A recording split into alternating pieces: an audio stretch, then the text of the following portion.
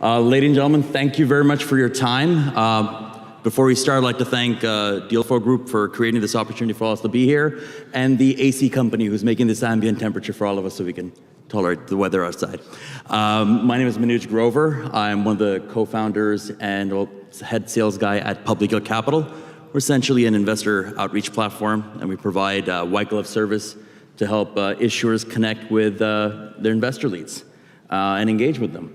Today, we'll be discussing, well, let me read the title. It says, See a Tree Within the Forest. So essentially, how do you separate your tree from the rest of them? How do you stand out in front of this large crowd of potential investors, other distractions online, and other forms of media? On the panel today, we have 4 very seasoned people with a lot of experience, not only in marketing, but in the capital markets. Gentlemen, if you may, please introduce yourselves and what you do. Hey everyone, my name is Jason Fishman, founder CEO of DNA, operating out of Los Angeles, California. I've worked on over 400 Reg CF, Reg A Plus deals that have collectively produced 9 figures of capital across content, advertising, and outreach. Going to be going into some of those discussions here today. Also host of the Test Optimize Scale podcast. Some of our best episodes have guests that are participating in today's event. Excited to talk about how your campaign, your raise could stand out among all of the others. It's really the top 10% of deals that move, and have a lot of analytics to throw at you as well. So we're gonna get in depth, and that's me. Hi, I'm Jason Cherubini, CFO and co-founder of Dawn's Light Movies, as well as executive in residence at Loyola University, Maryland, where I teach and research equity-based crowdfunding. Hello, my name is David Shapiro, the CEO of B2I Digital. I always coach CEOs on keeping your pitch succinct as to what you do. Our company name says it all. B2I is in business to investor digital marketing, generating awareness for public companies or raise capital for private companies.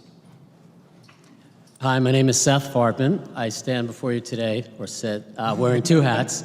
I'm the founder of a company called V-Stock Transfer. We work with about 900 publicly traded companies, many of which started with us at that pre-IPO stage, and also a founder of a company called Share Media, where we do LinkedIn marketing for CEOs of companies that are looking to access the capital markets.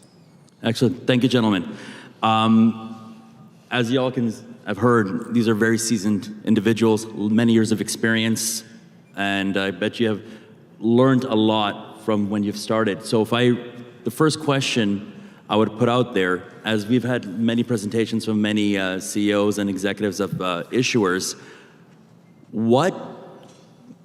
for the successful ones, and based on your interaction experience, what have you seen that is a commonality with them that helps them stand out and actually execute in this, either in their business as well as in these crowdfunding campaigns? Jason, you want to go first? The most proactive founders have the most successful raises, period.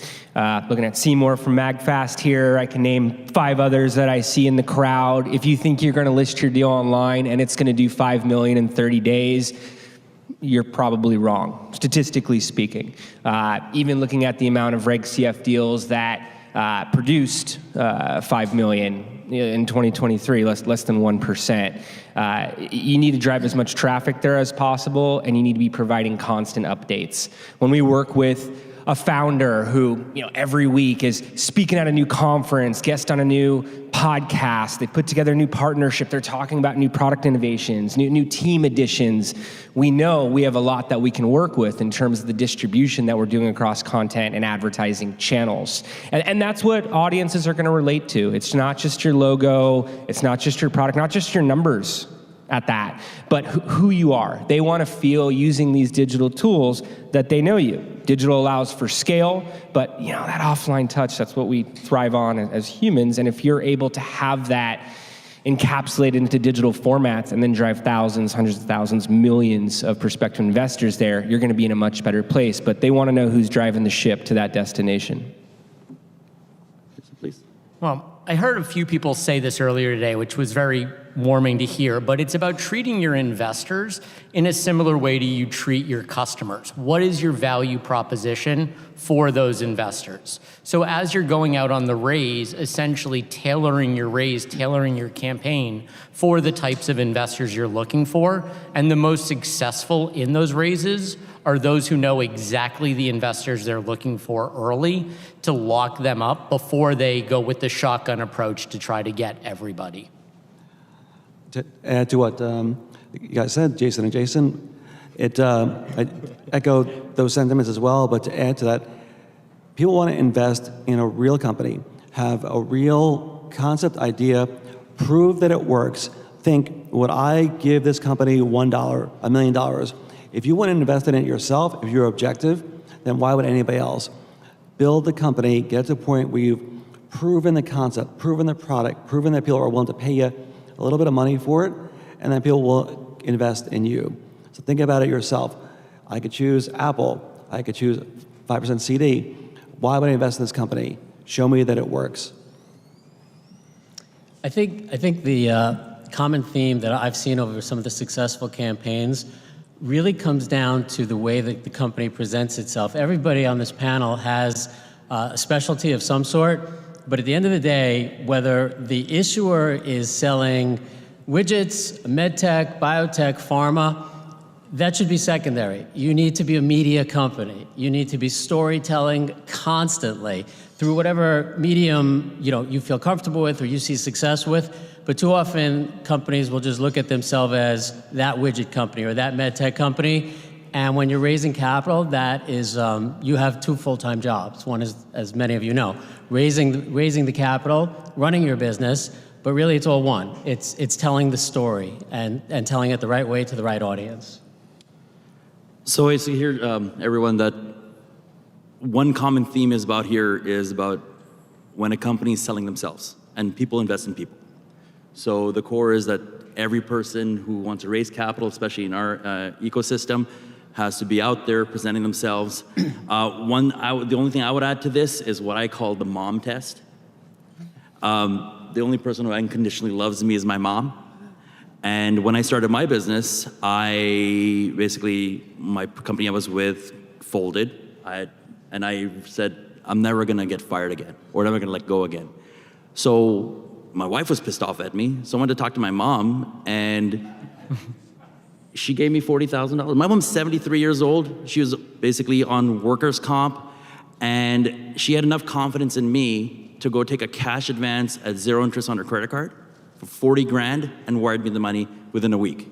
And now I'm sitting here in front of all of you. So the way I look at it is that if you can convince your mom, who does love you, but you can give them the confidence that your concept is good and that you're gonna put all your fortitude in excelling and succeeding, then you can take that same passion and share with everybody else. And as a result, you have something I'm telling you a story. I've told a story to share. And if people believe in that, then they'll believe in you and hopefully put the money where their mouth is. Seth, you mentioned while you were speaking that each of us have a very unique offering. Most of us are generalists. You do something very unique. When you were explaining to me, you specialize on LinkedIn, especially with CEOs. Do you want to elaborate more on why you do that and what is unique with that specific platform? Sure, thank you. And I only offer to you what's worked for me. Thank God I've had 3 reasonable size exits, and all of the companies were built through LinkedIn.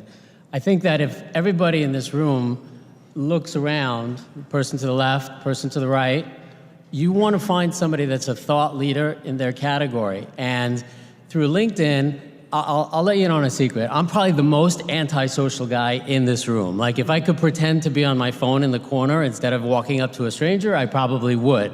But over the years, LinkedIn has given me that platform where I can offer value and connect to the right people. So, we live in an instant gratification world where nobody really has the patience anymore to go to the website, about us, who you are, bio. So the people that you meet today, what's going to happen is you're going to go back to your rooms and your offices and you're going to Google each other. And the first thing that's going to come up is your LinkedIn profile.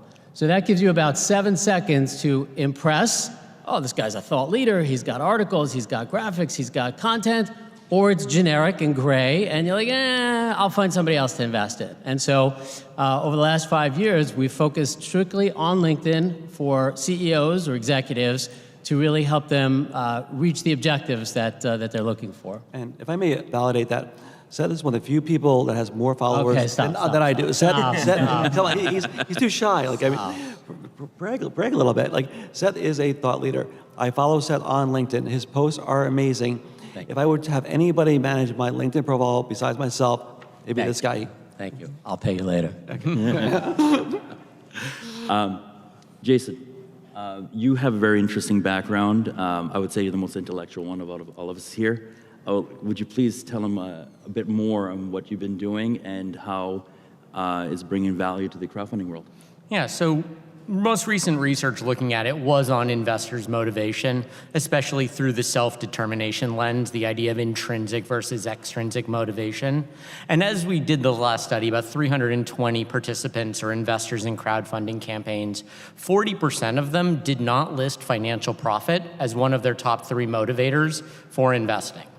So of the 100 people who may invest, 40 of them, I don't want to say don't care about money, that's not what we saw, but it was way down their list. They cared about themselves learning about the system, about empowering entrepreneurs, about being part of a community. Now, when we got a little bit deeper in that, your professional investors, your previously accredited investors, they were higher up on the financial profit, which would make sense. Those are the people who are using Reg A Plus or Reg CF just as a different tool to invest. But now that we're open to all of these non-accredited investors, people whose first exposure may have been through Indiegogo or Kickstarter, as they come over to the Reg CF or Reg A Plus platforms, they still have those same motivations. They're the ones who really care about the story. They want to see the narrative. They want to care about the founders, the mission, and all of that is what's involved. So building up that sense of community, those connections, is what bring those investors in. And while they may be the smaller dollar items compared to your big $25,000, $50,000, $100,000 checks, there's a lot more of those people, and that part of the investor pool is growing. So if I may ask, like, as you stated, 40% financials, for them, finances are not the motivation per se, it's more of a passion play. How would an issuer or these companies stand out? If, let's say, everybody's doing the same thing, or did you find in your analysis any specific nuggets that help one be more differentiated than the other?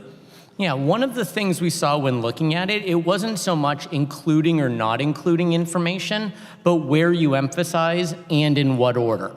So if you're going to these investors, these non-accredited investors, and you're leading with a financial pitch, you're leading with your ROI numbers, you're leading with talk of cap tables and all of this stuff that, frankly, they don't necessarily understand, they're going to go to the wayside. It's those investors who you want to lead with the strong story, the sense of community, the narrative force of it. So it's not about adding or removing pieces. It's about how you structure and where you emphasize. And if you're looking at raising in parallel tracks, it may be worth having parallel pitches. Not that you're changing information, but you're changing your emphasis and your order, depending on what crowd you're speaking to. Thank you. David, you have a unique experience as you started your career specifically in the public market side. And you do still work with many public companies. What learnings have you had with those type of companies that you've brought to the crowdfunding world that you think make a difference? So as an investment banker, and don't hold that against me if you had some bad experiences, but as an investment banker, your goal is to build, present, model, create a story. What is the value prop of a company that's doing their first S1 IPO, following offerings? So really learning the minutia of like how to tell a company story. And so the science of what I call B2I digital marketing is really investor-focused digital marketing. It's really whether you're doing a public company that wants to just do a follow-on offering or keep liquidity and volume in the markets, or doing a Reg CF, Reg A, Reg D506C. It's the same science of having that story.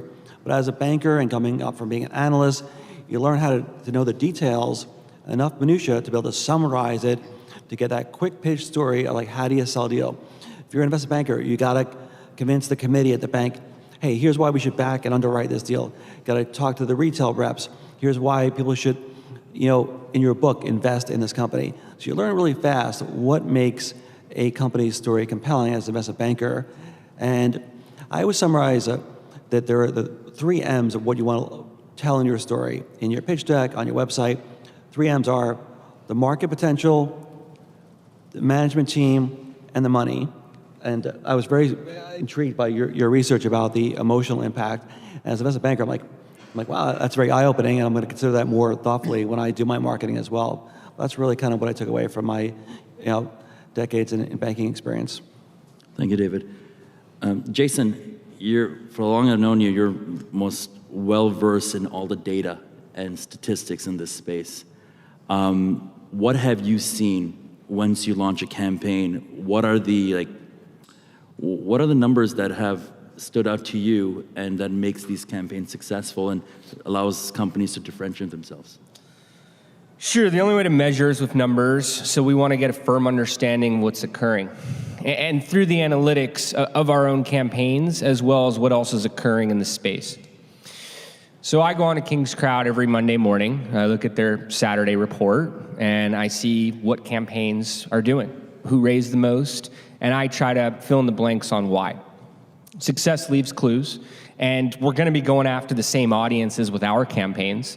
So I believe, it's an underutilized resource. And there's many others in the space, crowdfund capital advisors, there's other groups in the space. Wherever you're getting the data from, you want to be able to see what the same investors you're going to be pitching are seeing on their social feeds, in their emails that day. I mean, I break it down to have an understanding of what they're running as social advertising, what they're running as search advertising, what they're ranking for on search, which publishers are talking about them, which influencers or social pages as a whole are talking about them, what they're sending out as an email, what paid email newsletters they're being featured by. Again, I want to know everything that they're doing to obtain digital market share. So I'm not just looking at a number on that report that week and saying, hey, they raised $821,000 last week, as much as being able to tell a story as to why, so I can incorporate it into our strategies and into our plans. And when I'm looking at an offering page, when I'm speaking to a prospective issuer, I want to have an understanding of where they're going to be getting their traffic from. How large is your audience? 1,000 people in an email list, 10,000, 100,000, 1 million social pages with the collective audience of 30 million. What type of engagement levels are you anticipating? How much traffic can you count on from those lists? And then I want to fill in the blank with other sources that are consistent. Advertising has been dependable for us. We've built databases of historical regulated investment crowdfunding investors. That is the term that we're pushing to use at the Crowdfund Professionals Association, regulated investment crowdfunding. And I have databases, portals, where they invested, how many deals they invested on, can upload those as custom audiences, but I need to fill in the blank with the algorithms. So on a Reg CF, 50,000 investors per every $1 million raised is the round figure that I use. And per your question, Manoj, that reflects a 2% conversion rate. Google says an average conversion rate is about 2.35%. You're getting 2% on an investment, you're in a pretty good spot. That reflects a $1,000 average investment value. In 2023, Reg CF was about $1,190 average investment.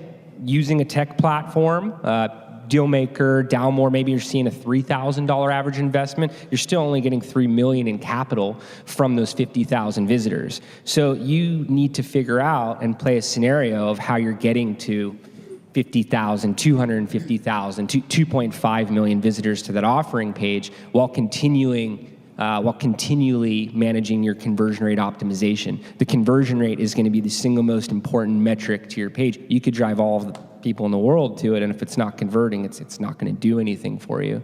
So you want to be gauging that all the way through and be able to answer these questions. Your average investment value, where it's coming from. Is it audience 3, creative 2 of your ad sets? Is it LinkedIn? I heard some great notes on LinkedIn on the last panel, and which audiences. You want to be able to tell message 3, this is where we really get them, and continue optimizing until you get points to where you could scale, and then lean into it because you're facing a time clock. A lot more metrics. I don't want to take too much time on the mic that you could talk about which stage of the campaign you need to hit which milestones by. The last thing I would emphasize is just bring as much capital as you can as early as possible to your round to showcase social proof, third-party validation. Only half the campaigns on Reg CF that I research past 73K to date. If you look at all of the campaigns on there, so you want to pass 100K, you want to pass 500K, you want to showcase that, and from how many investors as quick as possible, because it's social dynamics at play. Thank you. One thing I would just like to add is that it's a very simple notion. Listen to your customers. Basically, in this world, the product is your company.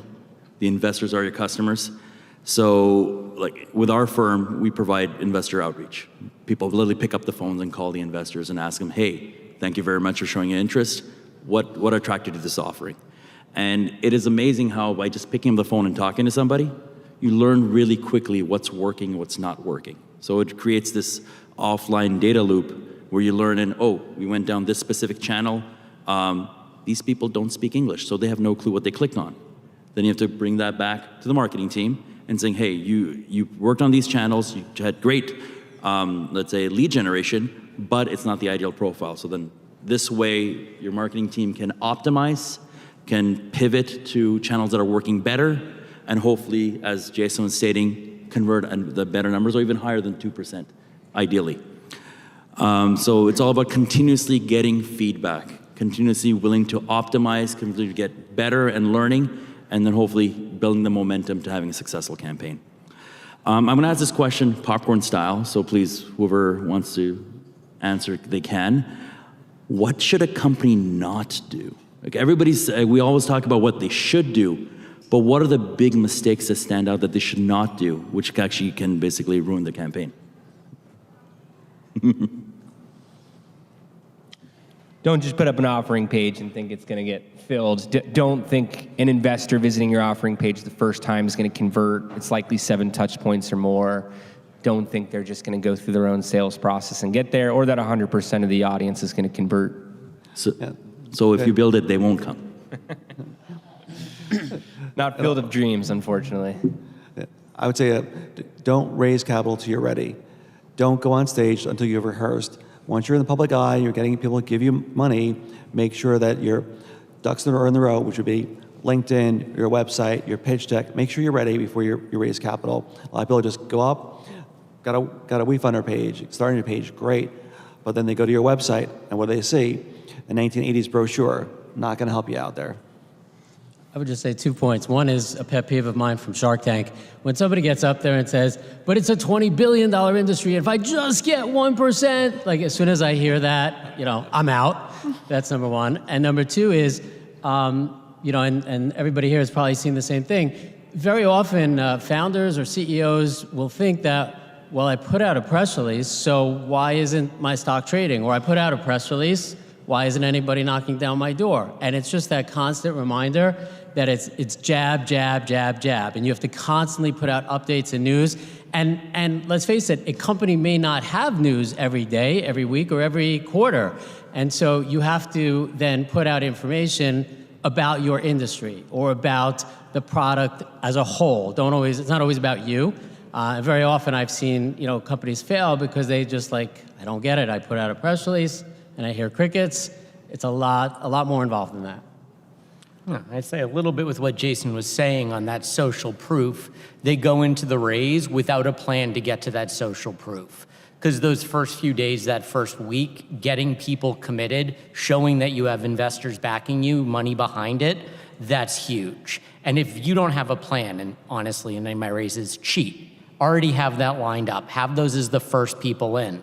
So day one, you're starting to show the numbers. You've had the social proof. So when everyone else hits that page, they're not going to be the first money in. They're not the ones taking the risk on you. They're following along, especially if it's with an investor or a person they trust. So they're coming along second. It lowers their view of risk, and it's easier to get them to click that invest button.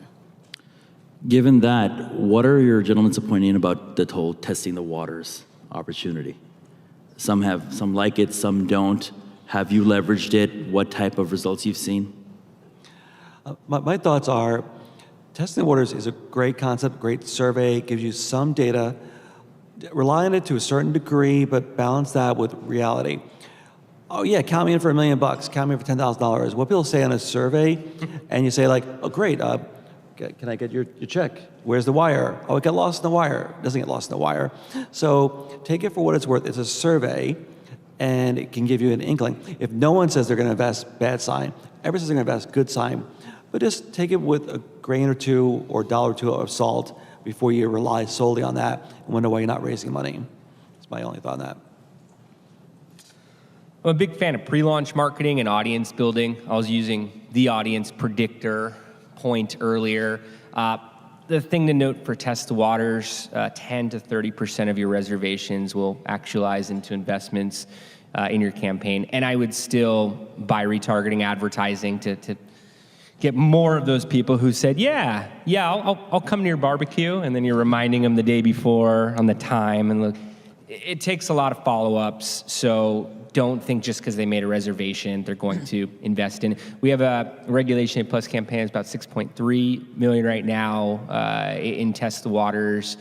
If they surpass that 30% mark, be a good foundation for the rest of their campaign. Don't anticipate closing around just on what's happening there. Social proof. Social dynamics at play. I use a lot of analogies towards this. Was talking about the pool party and being the first in the pool on a conversation earlier. The one I use the most is the line around the block.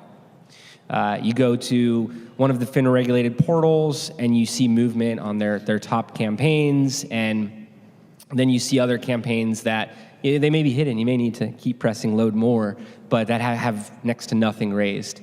You do not want the empty restaurant sensation next to your campaign. So whether you're doing a test the waters, whether you're doing audience building, that's not considered priming, not considered, talking about the deal too early, it's compliant, but you're doing audience building. You want to be ahead of the ball in terms of how you're getting audiences there day one, week one. You could study reward crowdfund fundamentals and learn how important those first stages are. But you want to have the line around the block, the place that people want to eat at, they don't even know what they serve, versus the empty restaurant where they're questioning the validity of the product, of the offering, if there's something they don't understand. So getting people through Test the Waters to participate early is a good vehicle. Just don't expect too much of what's formally going to come out of it. It's also great for market testing and seeing what your audience is responding to in terms of messaging. For Test the Waters, my point of view, it's basically what the name is. It's a test. And on a strategic point of view, I think there's only three ways of looking at it. Either you have a product market fit and the testing gives you positive results. So say, great, good feedback, as Jason, David were talking about. Okay, let's move forward. Number two, so-so, it's a meh. Something not positive results, a bit mixed, go back to the drawing board. Okay, is it the branding, is it the messaging? Is it our business plan? Like, really take a hard look at yourself as why are you not getting the impact that you were expecting? And then finally, your deal sucks. It's truly, like, there's no product market fit. It doesn't resonate with the investors. There is no appetite. So just cut the cord, walk away, roll with the punch, take your punches and leave. So that's where I believe where testing the waters becomes very valuable, because if with those three types of decisions, you can know you either put more dollars in or like people who just walk away. We have about 11 and a half minutes left. Let's open it up for questions. Phill, if you can bring the mic around or the crowd can ask these fine gentlemen any questions. Seth, I believe. Forgot your names. You were talking about how you basically did all this on LinkedIn. Just elaborate a bit on how you are doing that in such a way that you are getting the message across without basically, I don't know how to describe this, creating noise. Being cheesy? You create enough noise and people are just skipping over you, at least I do. Sure. No, it's so how do you make that work without creating noise? It's a great question. You know, for the CEOs that we work with, at any given time, it's between 75 and 100 CEOs. You know, I tell them the same thing that I tell my kids, that relationships are everything. So the goal is to create relationships, and we do that certainly by building up the profile, but then it's really just two elements, and it's not rocket science. Anybody could do it if you have an extra, 20, 30 hours in your week. But the first is connections. So I might have a company that just raised 40 million, and they don't need money, but he's a med tech guy, and he says, connect me to every neurosurgeon, every brain surgeon, and every back surgeon in the country.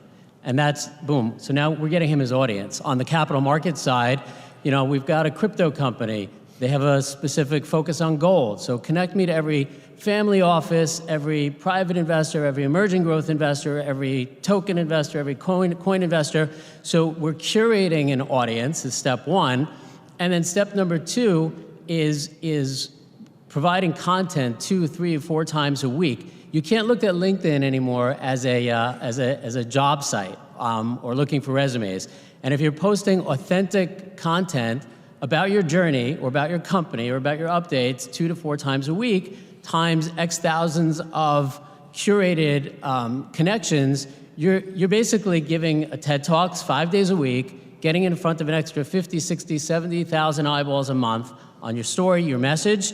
And then if you're providing the content of real value, and it has to be authentic, what will happen is that you'll have a lot of garbage coming in at you, but you will have people saying, hey, I liked your post the other day, can we set up a call? Or after some time, you can do that outreach. Nothing cheesy, salesy, aggressive, just saying, thanks for the connection. I see we're both in the capital markets. We'd love to set up a call. And what happens is that you organically, without any paid media, you organically become a thought leader in that category. And that's really what people want to see, I think, is that when they're checking out a company, they're checking out the face in front of the company, that CEO. And if you're positioned as a thought leader, that's the type of company people want to invest in. And so we try to do it very organically and very targeted.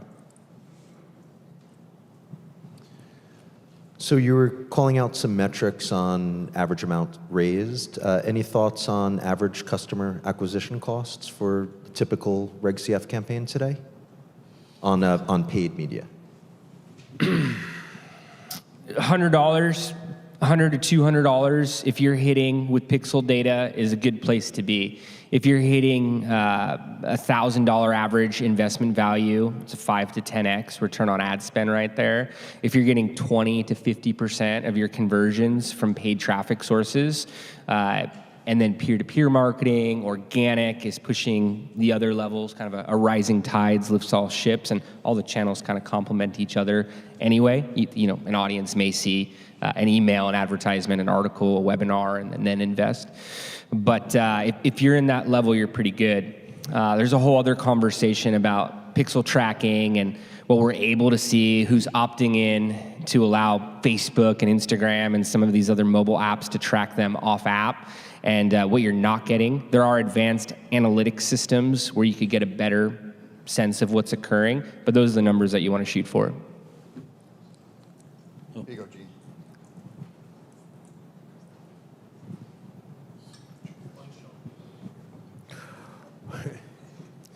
We've all seen offerings that don't work. What can you do when you have an offering? This is for any of you. What can you do when you see an offering is not working? What do any of you do when you see something like that? Well, we've gone through that numerous times, and I tell them I think they should walk away. At the end of the day, they make a proper business decision for themselves. And then there could be multiple reasons why a campaign doesn't work. Could be the pricing, the offering, we're in a poor economy, it doesn't resonate. And if I agree, as founders, you're passionate about your business, you really believe in it, you've put everything you have into it, and it may not resonate on an investment point of view. The business might work, but on an investment point of view, it doesn't. You've thrown tons of money into it, just put your ego aside and say, okay, we don't have any more reasons to throw at this, we have to find other opportunities, other options. And we've seen clients that started with a Reg A, went to an investment bank, they were more successful, and they had an IPO. So there's so many other opportunities there to raise capital if crowdfunding's not working. I think does not work is vague. I've had issuers tell me their campaign's not working, and I find out they've been live for 2 days. I have issuers tell me their campaign's not working, but they have less than 1,000 visitors to their offering page. There's no conclusive data to work off of. Productive question, what can you do? Test, optimize, scale. That's my motto, right? Optimize. Apparently we need to get in touch with Manuj's mom and have her invest. But friends and family, I mean that wholeheartedly. She likes you, Jason. Okay, excellent. There we go. I could be the connector. But I would highly encourage you to, I heard it said in the last panel, go back to everyone you've ever talked to, everyone you know, get them to invest at any level, get them to share, because that traction is going to be the largest validator. If every time a prospective audience member gets to the offering page, there's more invested from more investors, it's going to say something in a very loud fashion, which is the opposite on a campaign that's not working. They're getting there and it's always the same thing. It feels off. There's no new content. We don't know what the founder looks like in some cases. From a more systematic standpoint, after bringing in your audiences to a greater degree and trying to reach them with more channels, I break it down to your marketing channels, and then inside those channels, audience, creative, and funnel. Who are we targeting? What are we targeting them with? And where are we taking them? Maybe they're not ready to invest. Maybe we want to invite them to a webinar or provide a piece of content, get their email address. Now we could send emails to them. We could point out all the great things that are going on and showcasing momentum. I've worked on a lot of these campaigns. I've learned more from the campaigns that have not worked. And it's a matter of rolling out new tests, optimizing towards pockets of performance, and scaling it up and rapidly once you see it delivering. Last thing, I apologize. I've worked with campaigns that were quitting equity crowdfunding. $35,000 raised. I'll never forget one, it was $105,000 raised. A portal called us, said, we don't like working with the guy. His campaign's not going anywhere. It's been 2 months. They'd already told him what Manuj said of, hey, give it up, figure out something else. We ran advertising, saw a 2-3x return. Story's turned into a longer version, but here the end metric. They capped out their Reg CF 6 months later, and they do early detection of cancer and heart disease. When I go to their location, they show me people's lives they've saved. Literally, this isn't just a sob story. And they said we were going to go out of business. We continued equity crowdfunding. So I'll speak to groups. I'll work with groups that are plateaued. I don't say not working. They're plateaued for those reasons. That's what's in the background for me. What I emphasize is the importance of what Manuj does. Manuj is helping to moderate the panel and keep us all on track, but there's marketing and sales. So a lot of people on the stage in this room do marketing. What Manuj does is that hand-to-hand combat, and God bless his soul, with investors, emails them, calls them, individual outreach. That would make the upsell. They came in, they inquired, they didn't invest. They came in and put in $500. Manuj, one of his IR reps calls and says, hey, we know you put in $500. You want to know more about the company. That $500 goes to $5,000. One time I did a concurrent raise where us and a portal were doing a raise. We had people calling. They did not. Our ticket size was 10x their ticket size on average. So I don't think Manuj gave enough credit to the hard work him and his team do. And that is the bottom of the funnel of conversion is, hi, thank you for your interest. Thank you for your $100. I see you are a $5 million portfolio owner. What are you doing with $100? Give us 10,000, 50,000. So just give me a little credit, Manuj. Thank you for all your hard work. Thank you, sir. Perfect. If an issuer has a consumer-facing product or service, is it ever a good idea to simultaneously market the offering, the stock, with the product or service in the same ad, whether it's digital or otherwise? If I can say, I believe the SEC doesn't allow that. You have to keep your sales track and your investor track separate. Can anybody else? So is that a no? I'll say no. You.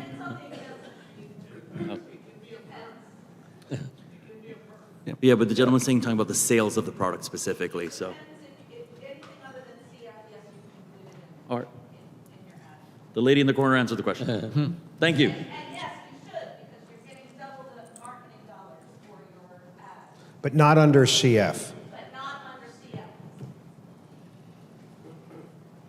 Any other question? Anybody? That question touches legal. I don't want to touch it at all.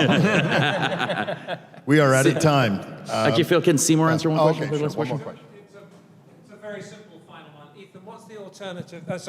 Seth, what's the alternative to the 1% illustration that is so clear and everybody understands it, but we hear that immediately investors are turned off by it, even though it's such It's a okay to simple thing to say understand? the market opportunity, I think, but you have to show a clear pathway to get there. Sure. Show them that you've done the homework, and it's not just a made-up number. If I'm going to get there, show them how you're going to get there, and it resolves the problem. Okay. Still a fan of Shark Tank, though. Thank you, everybody. I believe there'll be a networking component. Please meet these gentlemen. They're awesome people, and I think you'll enjoy the conversation furthermore.